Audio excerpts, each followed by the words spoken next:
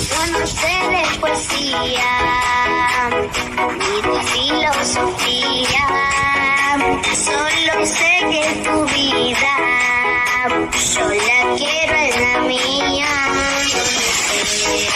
¿Cómo hacer para no tenerte las ganas que yo tengo? ¿Cómo hacer para no quererte? Nadie como tú, no hay un sustituto. Va a ser algo tuyo que a mí ya me tiene cuco. En un rato te busco, hoy te hago rojo. No hay nadie como tú, porque no hay nadie como tú. No hay nadie como tú.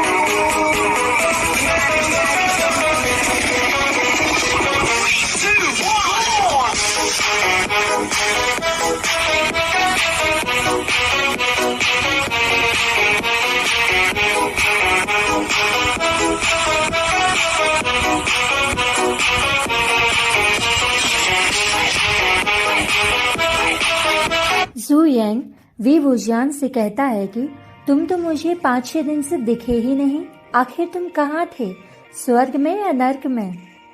जू यांग की बात सुनकर we वुजियान कहता है कि मेरी कुछ patients की हालत ठीक नहीं है और इसीलिए मैं उन्हें समय समय पर चेक करता रहता हूँ और इसी कारण से मैं तुम लोगों को कोई भी समय नहीं दे पाता।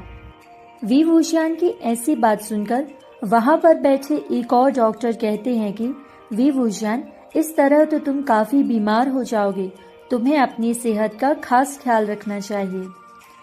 डॉक्टर मिंग याओ की ऐसी बात सुनकर वी वुजियान उन्हें एक स्माइल देता है और हाँ में सिर हिलाता है।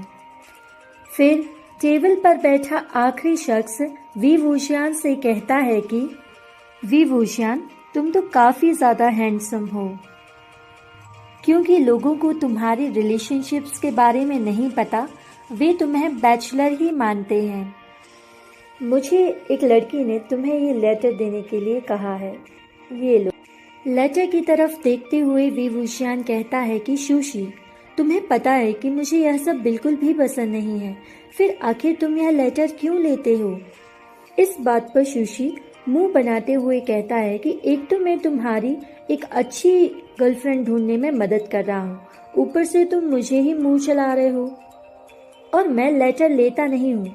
वे मुझे जबरदस्ती ये लेटर पकड़ा देती हैं क्योंकि मैं मना नहीं कर पाता।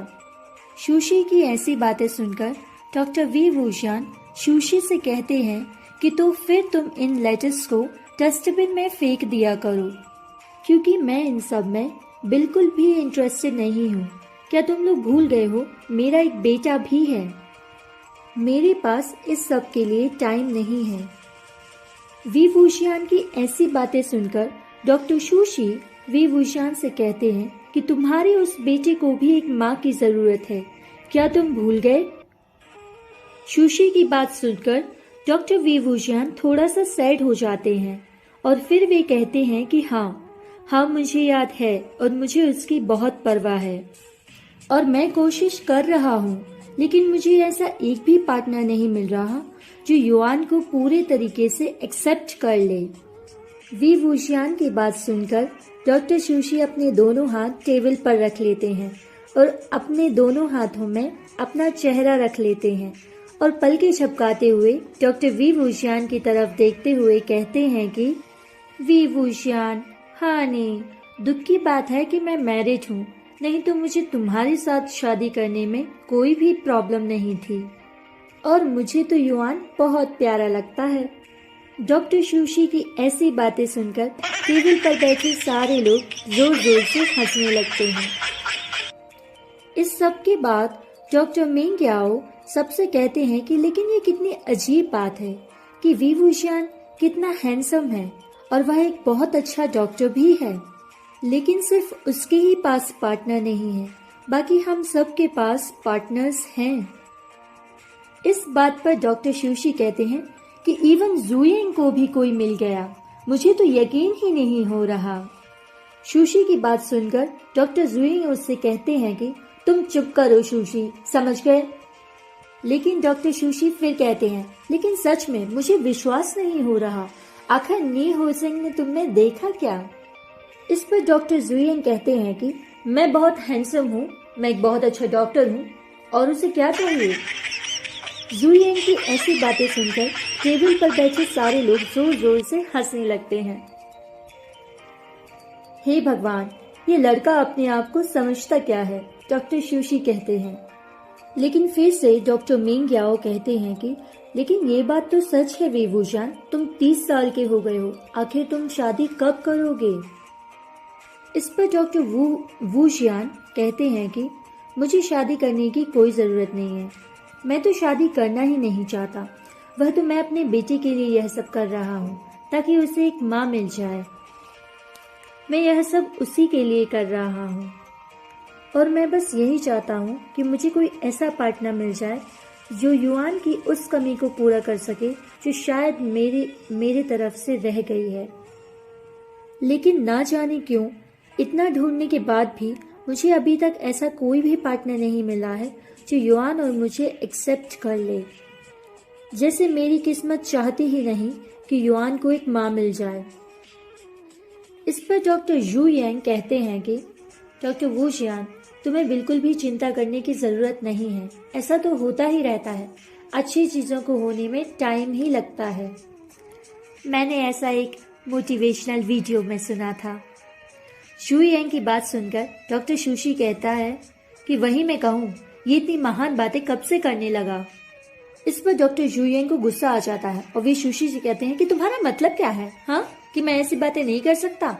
और वे दोनों झगड़ा करने लगते हैं और बाकी सभी लोग टेबल पर हंसने लगते हैं। 5 बज चुके थे और डॉक्टर वी वुशियान की शिफ्ट खत्म हो चुकी थी और इसीलिए वह अपनी चीजें उठाता है और घर के लिए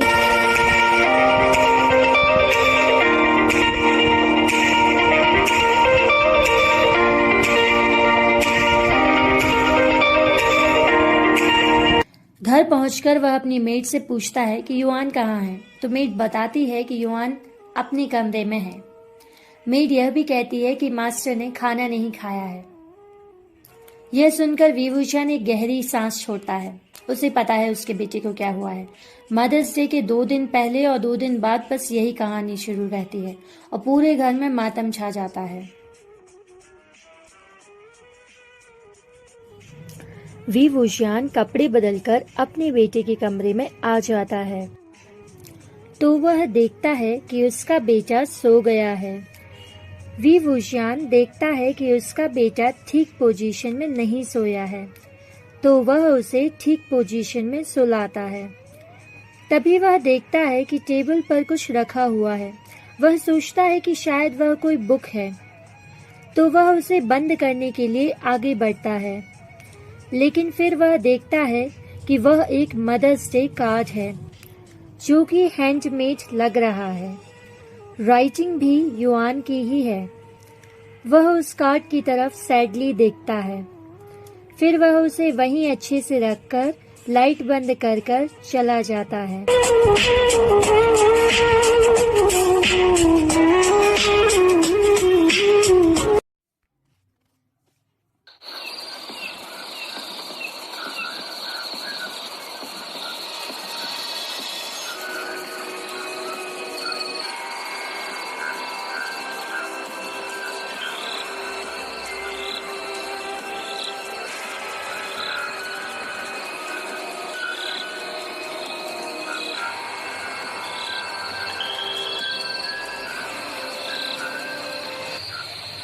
माल कहाँ है?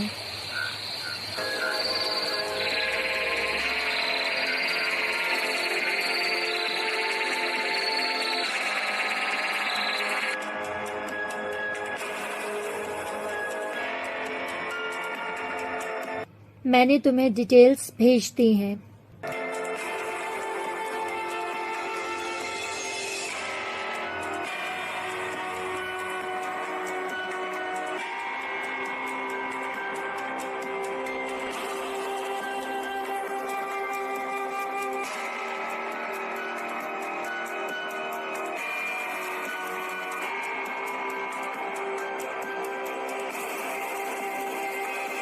मेरी उससे बात कराओ।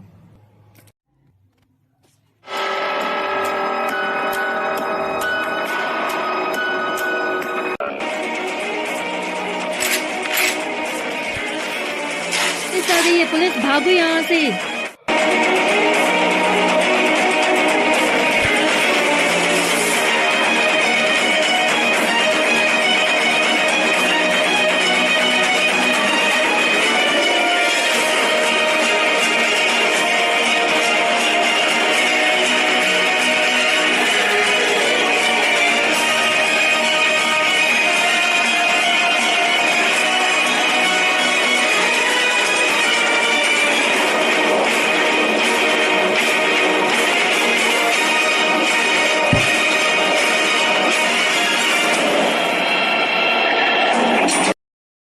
फिर तुम लोग कितनी बार नाकामयाब हो गए? तुम लोग इस केस को सीरियसली क्यों नहीं ले रहे हो?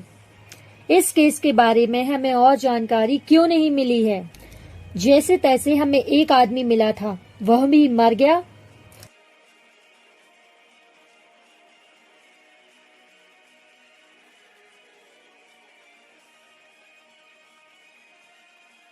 चीफ, मैं कुछ कहना चाहता हूँ। चीफ, 3 साल पहले हमने जिस आदमी को पकड़ा था, उसके भी हाथ में ऐसा ही निशान था। आज तक वह केस भी नहीं सुलझ पाया है और वह केस भी ड्रग्स के बारे में ही था। हमें इन दोनों केसों को एक ही मानना चाहिए। कहीं न कहीं ये दोनों केस एक दूसरे से रिलेटेड हैं। मुझे कोई मतलब नहीं है कि तुम कौन सा केस किसे मान रहे हो। मुझे ये केस सॉल्व चाहिए और वो भी जितना जल्दी हो सके उतना अच्छा है। That's an order। 3 साल पहले वह ड्रग डीलर वहां क्या कर रहा था? वह आखिर किससे मिलने वहां आया होगा? वह लॉकर जो मुझे मिला था, वह आखिर किसका है? आखिर ये येलो ड्रग आ कहां से रही है? Yo no sé de poesía ni de filosofía, solo sé que tu vida yo la quiero en la mía. Como hacer para no tenerte las ganas que yo tengo, como hacer para no quererte. Nadie como tú, no hay un sustituto. Parece que algo tuyo que a mí ya me tiene cuco. En un rato te busco, voy y te acurruco. Mañana como tú, porque no